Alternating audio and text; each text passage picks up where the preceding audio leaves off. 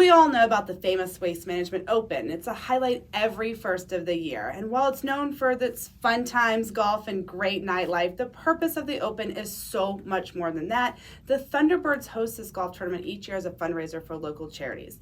Yes, the tournament's fun and crazy, but the results that create a lifetime of memories for our local children. Joining me today at the table is Big Chief of the Thunderbirds, Scott Jenkins. Scott, I'm really excited to have you here. I've talked to you the past couple years about the Open specifically, but I really want to talk to you about what the Thunderbirds are as an organization and really the importance of you in Scottsdale. So talk to me about becoming the Big Chief and why you kind of joined this great organization to begin with. Sure. Well, first of all, thanks for having me back. It's great to always, see you. Always. Great to be in person. Yes, I know. I'm so excited. It's the most wonderful time of the year. So, it's turned January. Opens less than 40 days away, yes. And we're super excited to bring back the greatest show on grass. To answer your question, so thank you, Big Chief. I'm about 2.5 years into a 3-year run in leadership in our group, and so as many people know, you're first the assistant tournament chair. Then you're the tournament chair, of which I was last year, and now I'm the Big Chief. And so I got about 6 more months in that, and it's been a fun role because you serve as the president of Thunderbird Charities, which is a separate nonprofit entity that really handles the distribution of the proceeds from the event. So big deal, yeah. I, along with the board members, both Thunderbirds and community leaders, are on this board, and we have 2 different cycles, of which we get wonderful grant applications from all of our nonprofit charities in our local community, and start making decisions on where that money goes. Well, let's talk a little bit about that, because you all focus a lot on the charities for children, a lot on the Special Olympics, special needs kids. You've done a lot for the kids underprivileged and special needs during this terrible time of schooling and stuff like that. Talk to me about the focus of where this charity money goes. How do y'all decide, and how we help with that? Sure. So our Thunderbird Charities board consists of 16 members, a combination of Thunderbirds active and both active and life members, as well as community leaders.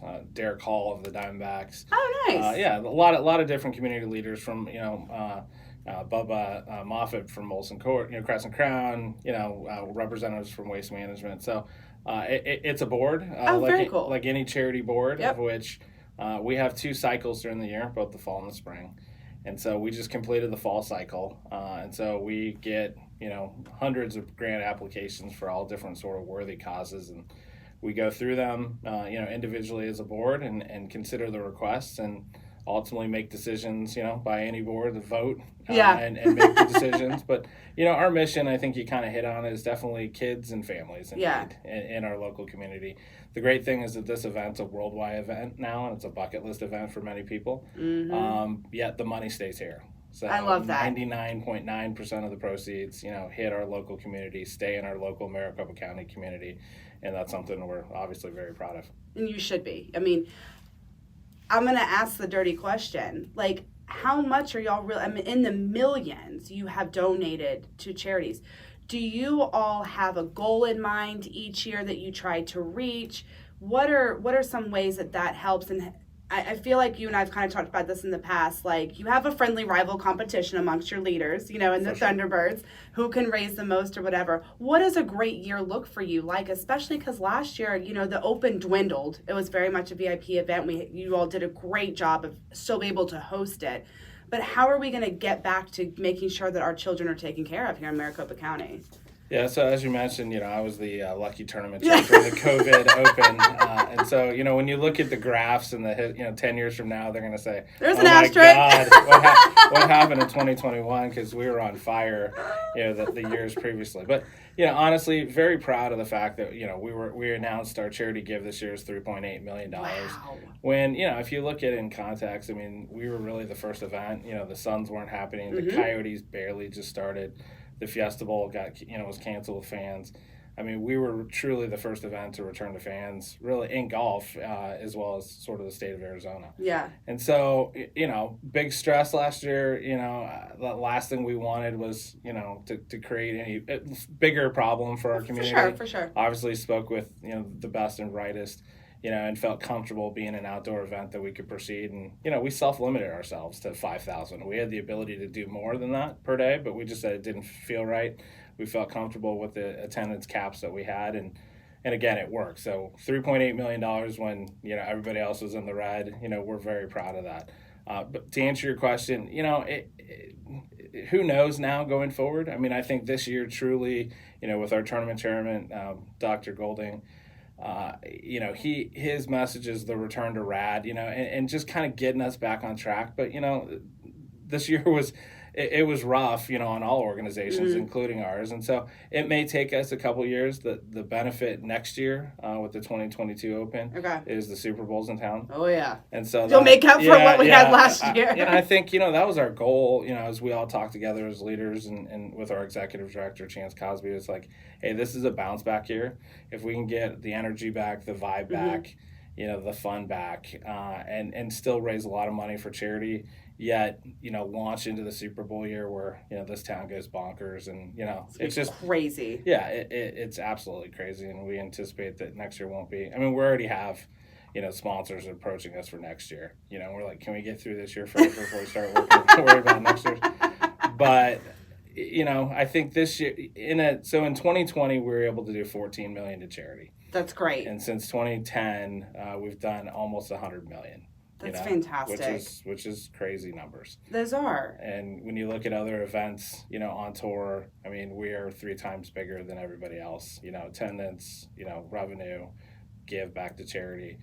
And so we have a great thing going, with this event and with our community. And again, I was just a kid that grew up here, and I was sitting on the hills, in high school and in college having a Coors Light, and to be now sitting where I am, it's really a cool experience, and it's been a fun ride.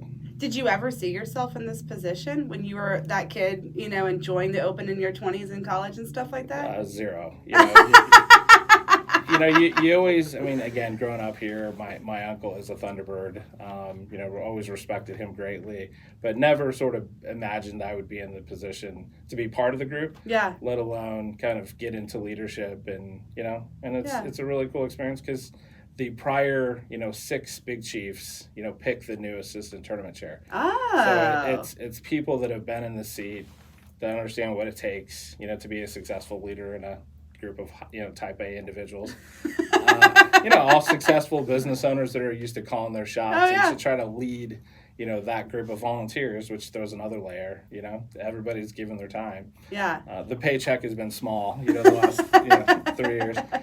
And so the fact that they tap you to take this on, is a great honor and, great responsibility, and it's been a fun run. I remember our first interview a few years ago, Scott, and you were very humble. You were very proud, to be leading that and to be a Thunderbird, and I still feel that with you the way you're talking about it today. So I want to ask you, what was, you mentioned that your uncle was a Thunderbird and stuff, so you had him to look up to. Why is it important for you to be a Thunderbird? Why did you want to join the organization?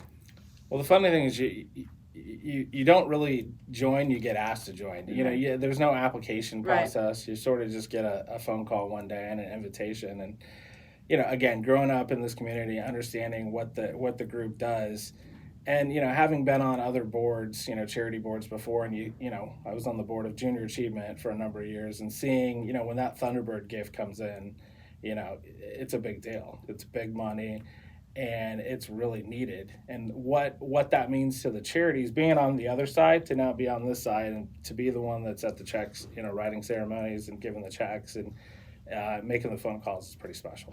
What is a more special feeling, receiving or giving? Oh, it's for sure the giving. I mean, you know what it means. You know what it means. I think when I started joining some charity boards, early in my legal career, I didn't have kids, and now I do have kids. Yeah. And you see, we all deal with it. We all know people that are in need, and so it just means so much more. I get that. Welcome back. I'm at the table with Scott Jenkins. He is the Big Chief of the Thunderbirds this year. As you told me, 6 months left. What are you going to do after you leave, Scott? You become a lifer, right? That's perfectly fine with me. You're right. It's been a long 3 years. I think my wife's super excited.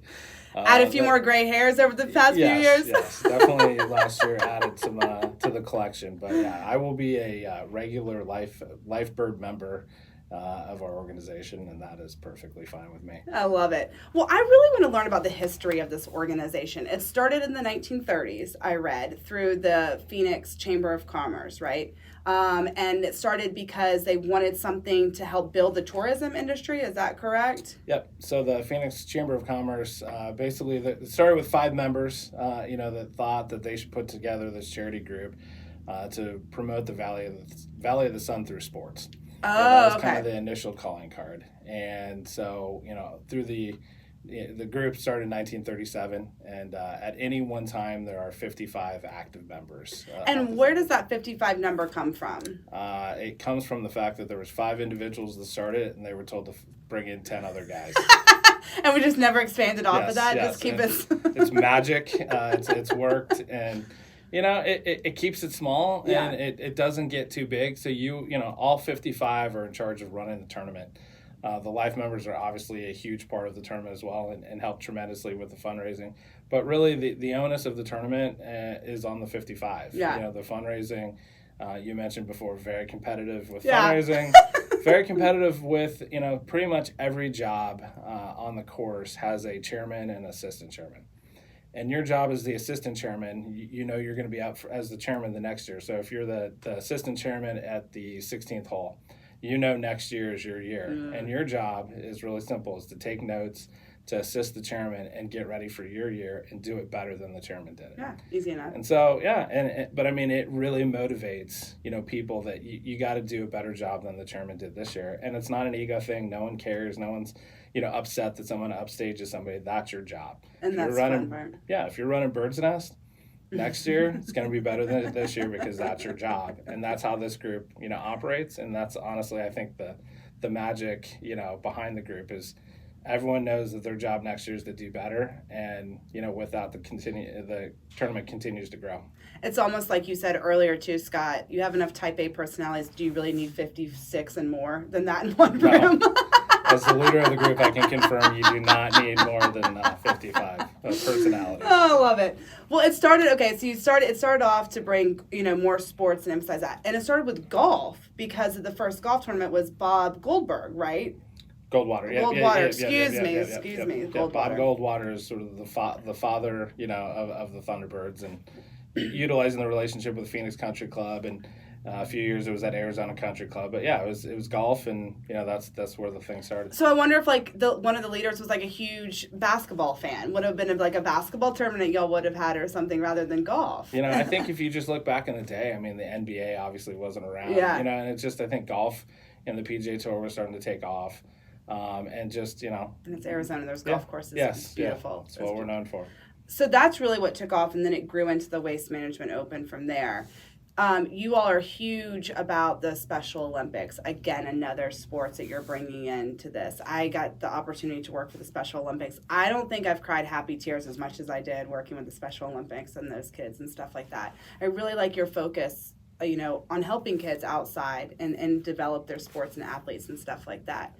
What else did the Thunderbirds do as you've continued to grow? I mean, it's only 55 each year. How are you going to continue to grow the Thunderbirds organization into a bigger, brighter future? I think if you look at our group and look at the tournament, it kind of follows the pace of, Phoenix.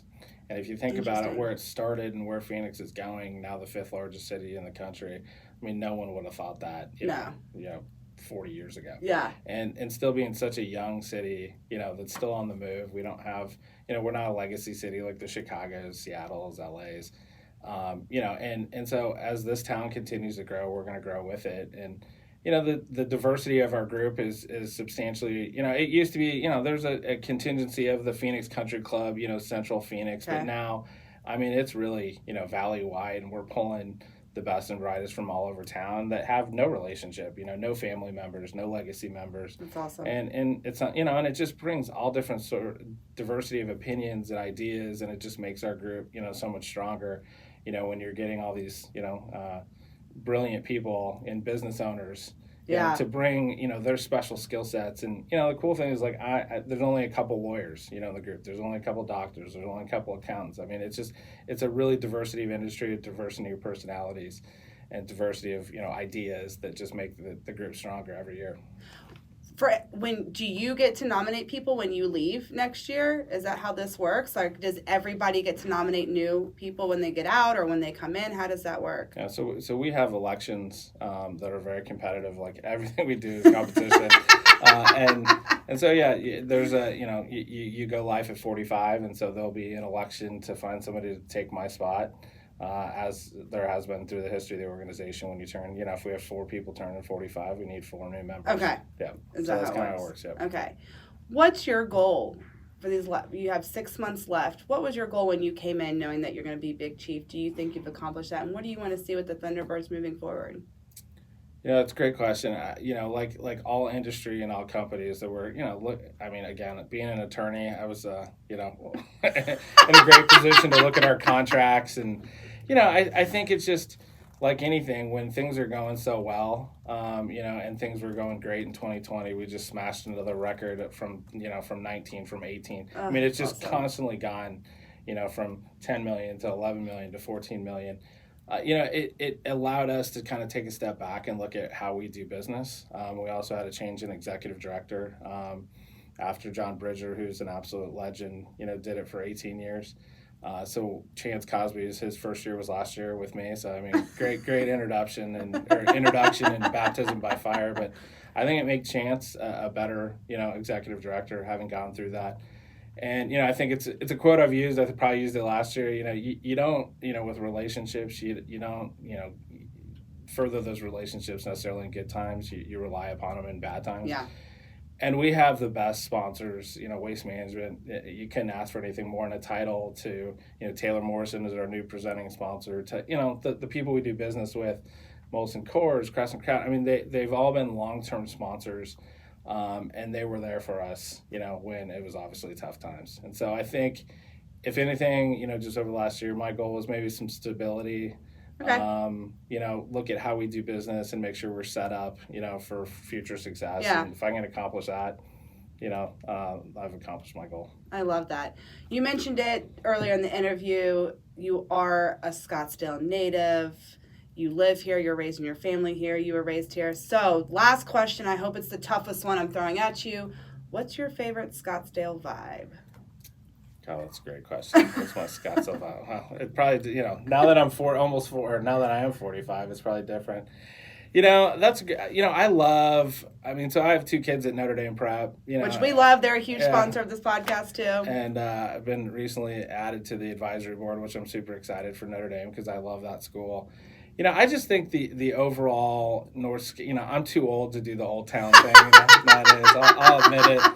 That's so fun. It's so hard to admit. I'm with you. I'm fine. The last couple of times we went down there, my wife and I was like, okay. Yeah.